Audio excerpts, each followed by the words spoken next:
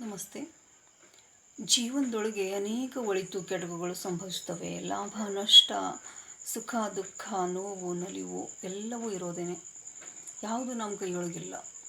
ಎಲ್ಲವನ್ನ ಭಗವಂತನಿಗೆ ಅರ್ಪಿಸಿ ನಿಶ್ಚಿಂತರಾಗಿ ಹೇಗಿರಬೇಕು ನಾವು ಬಿಟ್ಬಿಡ್ಬೇಕು. ನಾವು ಅವುಗಳನ್ನು ದೇವರಿಗೆ ಬಿಟ್ಬಿಡ್ಬೇಕು.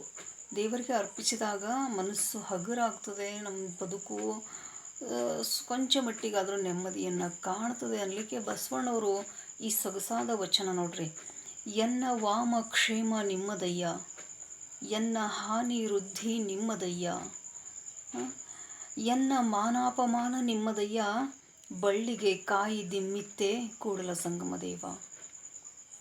ನನ್ನ ವಾಮಕ್ಷೇಮ ಅಂದರೆ ಒಳಿತು ಕೆಡುಕುಗಳೆಲ್ಲವೂ ನಿನ್ನದೇ ಸೇರಿದ್ದು, ನಿನ್ನದೇ ಎಲ್ಲವೂ. ಲಾಭ ಹಾನಿನೂ ನಿನ್ನದೇನೆ, ಮಾನ ಅಪಮಾನ ಎಲ್ಲವೂ ನಿನ್ನದು.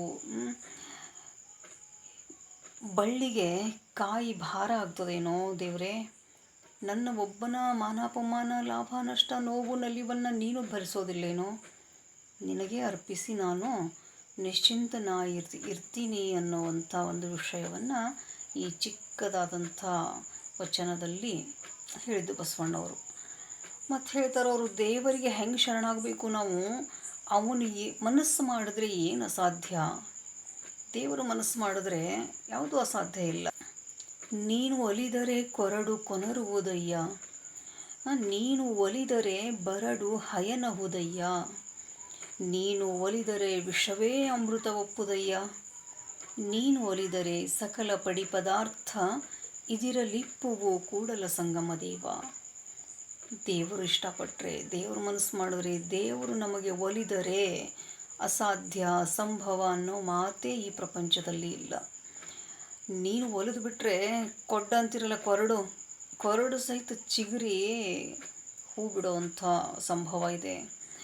ಬರಡು ದನ ಅಂತ ತಿಳ್ಕೊಂಡು ಏನು ನೆಗ್ಲೆಕ್ಟ್ ಮಾಡಿಬಿಟ್ಟಿರ್ತೀವಿ, ನಿರ್ಲಕ್ಷ್ಯ ಮಾಡಿಬಿಟ್ಟಿರ್ತೀವಿ ಅವುಗಳನ್ನು, ಅವು ಸಹಿತ ಹೈನೋ ಅಂದರೆ ಹಿಂಡೋವಂಥ ಫಲವತ್ತಾದ ಪ್ರಾಣಿಗಳಾಗುತ್ತವೆ.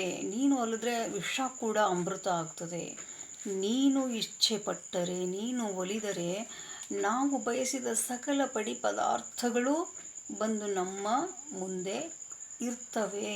ಅದಕ್ಕೋಸ್ಕರ ನಿನ್ನ ಒಲುಮೆ ಒಂದೇ ನಮಗೆ ಬೇಕು. ನಿಮ್ಮ ಒಲುಮೆ ಇತ್ತು ಅಂತಂದರೆ ಎಲ್ಲವೂ ನಮಗೆ ಸಿಕ್ಕೇ ಸಿಗ್ತದೆ. ನಮ್ಮ ಭಾಗ್ಯದೊಳಗದು ಬಂದೇ ಬರ್ತದೆ ಅನ್ನೋ ಮಾತು ಪ್ರಾಂಜಲವಾದ ಶರಣಾಗತಿ ಭಾವವನ್ನು ತೋರಿಸ್ತದೆ. ಅಂದರೆ ಒಂದು ಕಟ್ಟಿಗೆ ಕೂಡ ಚಿಗಿಯೋದಕ್ಕೆ ದೇವರ ಒಲುಮೆ ಇದ್ದರೆ ಅದು ಸಾಧ್ಯ ಅನ್ನೋ ತಾತ್ಪರ್ಯ. ಮತ್ತು ಹೇಳ್ತಾರೆ, ನಾವು ಎಲ್ಲೆಲ್ಲೋ ಹೋಗಿ ಯಾರ್ಯಾರ ಹತ್ರನೋ ಹೋಗಿ ಏನನ್ನೋ ಅರಸಿದ್ರೆ ಸಿಗೋದಿಲ್ಲ. ಅದು ಎಲ್ಲಿ ಏನನ್ನು ಹುಡುಕಬೇಕೋ ಅಲ್ಲಿ ಅದನ್ನೇ ಹುಡುಕಬೇಕು.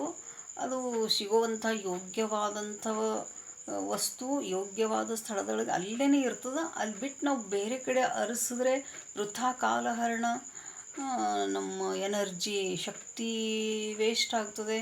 ಹೀಗೆಲ್ಲ ಆಗಬಾರ್ದು ಅಂತಂದರೆ ಎಲ್ಲಿ ಏನನ್ನು ಹುಡುಕಬೇಕು, ಏನನ್ನು ಹುಡುಕಬಾರ್ದು. ಎಲ್ಲಿ ಮೇರು ಗುಣವನ್ನು ಅರಸುವುದೇ ಕಾಗೆಯಲ್ಲಿ, ಮೇರು ಗುಣವನ್ನು ಅರಸುವುದೇ ಕಾಗೆಯಲ್ಲಿ, ಪರುಷ ಗುಣವನ್ನು ಅರಸುವುದೇ ಕಬ್ಬುಣದಲ್ಲಿ, ಸಾಧು ಗುಣವನ್ನು ಅರಸುವುದೇ ಅವಗುಣಿಯಲ್ಲಿ, ಚಂದನ ಗುಣವನ್ನು ಅರಸುವುದೇ ತರುಗಳಲ್ಲಿ, ಸರ್ವಗುಣ ಸಂಪನ್ನ ಲಿಂಗವೇ ನೀನೆನ್ನಲ್ಲಿ ಅವಗುಣವನ್ನು ಅರಸುವುದೇ ಕೂಡಲ ಸಂಗಮ ದೇವ. ಹೇಳ್ತಾರೆ ನೋಡ್ರಿ ಸಂಗಮನಾಥ, ಕಾಗೆಯಲ್ಲಿ ಮೇರು ಪರ್ವತದಂಥ ಅಚಲ ಗುಣವನ್ನು ಹುಡುಕ್ಬೋದೇನೋ, ಸಿಗ್ತದೇನೋ ಅದಕ್ಕೆ. ಅದು ಹುಡುಕಿದ್ರೆ ಅದರಲ್ಲಿ ಕಬ್ಬಿಣದಲ್ಲಿ ಸ್ಪರ್ಶ ಮಾತ್ರದಿಂದ ಬಂಗಾರ ಆಗಿಸುವಂಥ ಪರುಷ ಶಕ್ತಿಯನ್ನು ನಿರೀಕ್ಷೆ ಮಾಡ್ಬೋದೇನೋ. ಪರುಷಮಣಿ ಮುಟ್ಟಿದ್ದಕ್ಕೆಲ್ಲ ಚಿನ್ನ ಮಾಡ್ತದೆ. ಹಾಗಂತೇಳಿ ಕಬ್ಬಿಣವನ್ನು ತೊಗೊಂಡು ಹೋಗಿ ಎಲ್ಲದಕ್ಕೂ ಮುಟ್ಟಿಸಿದ್ರೆ ಅಲ್ಲೇನಾರ ಚಿನ್ನ ಆಗೋಕ್ಕೆ ಸಾಧ್ಯ ಅದೇನೋ. ದುಷ್ಟರಲ್ಲಿ ಸದಾಚಾರ ಸಭ್ಯತೆಯನ್ನು ಬಯಸಿದರೆ ಸಿಗ್ತದೇನೋ. ನೀಚರು ದುಷ್ಟರು ಅಧಮರು ಅವರಲ್ಲಿ ಸದಾಚಾರ ಇರೋದೇ ಇಲ್ಲ. ಎಲ್ಲಿ ಸಿಗಬೇಕು ಅದು? ನಾಯಿಯ ಬಾಯಲ್ಲಿ ವೇದವೇನೋ ಅಂದಂಗಿದು. ನಾಯಿ ಬಾಯಿಯಿಂದ ಬೊಗಳೋದನ್ನು ಕೇಳ್ಬೋದೇ ವಿನಃ ವೇದ ಹೇಳೋದಿಲ್ಲ ನಾಯಿ. ಒಂದು ಸಾಮಾನ್ಯವಾದ ತರುಲತೆಯಲ್ಲಿ, ಮರದಲ್ಲಿ, ಬಳ್ಳಿಯಲ್ಲಿ ಚಂದನದ ಕಂಪನ್ನು ಹುಡುಕಿದ್ರೆ ಸಿಕ್ಕೀತೇನೋ. ಚಂದನದ ಕಂಪು ಬೇಕು ನಮಗಂದರೆ ಶ್ರೀಗಂಧದ ಮರದ ಹತ್ರನೇ ಹೋಗಬೇಕಲ್ಲ ನಾವು. ಸರ್ವಗುಣ ಸಂಪನ್ನವಾದ ನೀನು ನನ್ನ ಅವಗುಣ ನಿರೀಕ್ಷಿಸಿ ನಿರಾಶನಾಗಬೇಡ. ಕೃಪೆ ತೋರು, ಕರುಣೆ ತೋರು. ನಾನು ಒಂದು ಸಾಮಾನ್ಯ ಮನುಷ್ಯ. ನನ್ನೊಳಗೆ ಗುಣ ಅವಗುಣಗಳು ಎರಡೂ ಉಂಟು. ಬರೀ ನನ್ನಲ್ಲಿನ ಅವಗುಣಗಳನ್ನು ನೋಡಿ ನನ್ನನ್ನು ನೀನು ನಿರ್ಲಕ್ಷ್ಯ ಮಾಡಿದ್ರೆ, ದೂರ ಮಾಡಿದ್ರೆ ನಾನು ಹೆಂಗಪ್ಪ ಬದುಕಲಿ? ದಯವಿಟ್ಟು ಕರುಣೆ ತೋರಿಸಿ ನನ್ನ ಅವಗುಣಗಳನ್ನು ಮನ್ನಿಸು ಅನ್ನೋ ಮಾತನ್ನು ಈ ವಚನದಲ್ಲಿ ಬಸವಣ್ಣವರು ಹೇಳಿದ್ದು. ಚಂಚಲವಾದ ನಮ್ಮ ಮನಸ್ಸನ್ನು ಒಂದೆಡೆ ಕೇಂದ್ರೀಕರಿಸಿ ಅದನ್ನು ನಿಯಂತ್ರಣದಲ್ಲಿ ಇಟ್ಕೊಳ್ಳೋದು ನಮ್ಮಿಂದ ಸ್ವಲ್ಪ ಕಷ್ಟ ಸಾಧ್ಯ. ಅದಕ್ಕೆ ನಾವು ಅದನ್ನೂ ಕೂಡ ದೇವರಿಗೆ ಬಿಡಬೇಕು. ನನ್ನ ಮನಸ್ಸನ್ನು ಏಕಾಗ್ರಗೊಳಿಸು, ನನ್ನ ಮನಸ್ಸನ್ನು ಶಾಂತಗೊಳಿಸು, ನನ್ನ ಮನಸ್ಸಿಗೆ ನೆಮ್ಮದಿ ನೀಡು. ನಾವು ದೇವರಿಗೆ ಯಾವುದೂ ನಮ್ಮ ಕೈಯೊಳಗಿಲ್ಲ ಅಂದಾಗ ದೇವರಿಗೆ ಬೇಡ್ಕೋಬೇಕು. ಹಂಗೆ ಬಸವಣ್ಣವರು ಕೂಡ ಹೆಂಗೆ ಕೇಳ್ಯಾರ ನೋಡ್ರಿ ದೇವ್ರ ಹತ್ರ.